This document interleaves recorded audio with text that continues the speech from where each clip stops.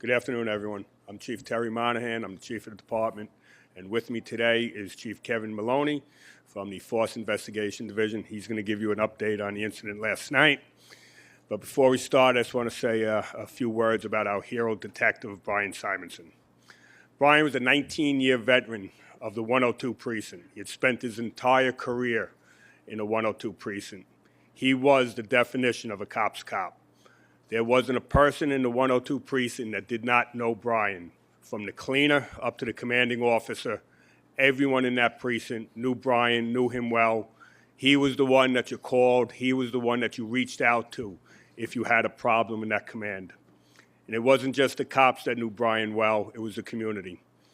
The store owners, the building owners, the superintendents, everyone knew Brian. Everyone knew Brian was the cop that you reached out to if there was a problem that needed to be handled.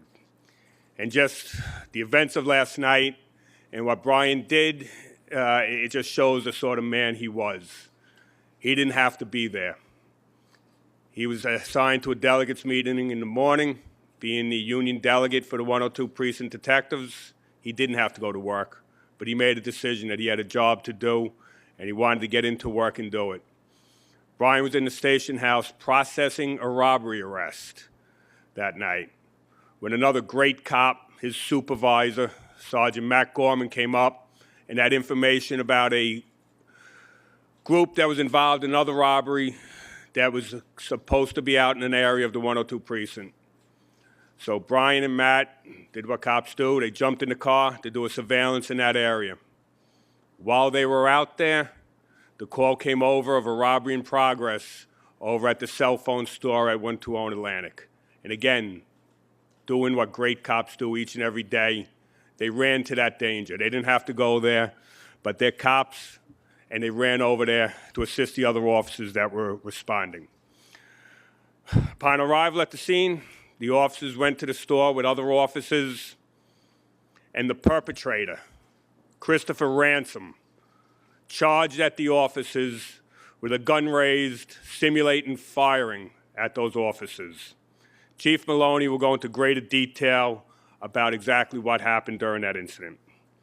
We will be releasing Mr. Ransom's photo to the media at the end of this photo conference, at the end of this news conference, and we're going to be looking for the public's help in getting more information about him, about what he may or may not be involved in. So we're looking for a lot of help from the public and from the media to get his picture out and to get as much information we can about Mr. Ransom. I was at the hospital earlier today.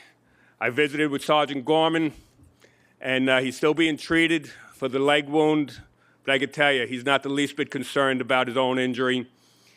He's overcome by the emotion of losing his friend and his partner, Brian Simonsen, as are all the officers in the 102 precinct that I visited today. I ask that every New Yorker keep Brian's family and the members of the 102nd precinct and every New York City cop in their prayers. As a department, we will never forget Brian and his sacrifice. His legacy is one of unflinching service and now the ultimate sacrifice. And he lives on in the tremendous work of all our New York finest. Thank you. Kevin, you want to give your update? Good afternoon, everybody. I just want to start by reminding you we're about 20 hours into this incident, so this is an ongoing active investigation, but let me just bring you up to speed where we are at this point in the investigation. Yesterday, approximately 6:09 p.m. hours, the 911 call received a call from a witness who saw our perpetrator put a mask on and enter the T-Mobile store at 120 Atlantic. That witness provides information that the perpetrator has a mask and is also armed with a firearm. The perpetrator takes the two employees that are in that store to the rear office inside that location where he begins to commit his robbery. In response to the 911 call, Sergeant Gorman and Police Officer Detective Simonsen are around the corner conducting a surveillance on an unrelated incident when they respond to the location along with 6 uniformed members of the service. The 2 detectives and the uniformed personnel arrive approximately the same time at 18:12 hours.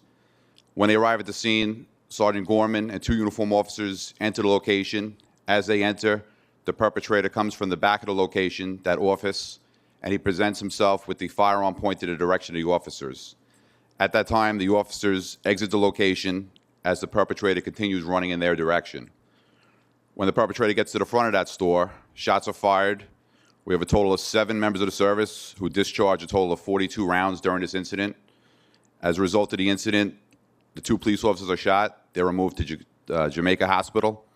The perpetrator is also shot, and he's removed to Booth Memorial, where he is currently under arrest and being processed for this incident.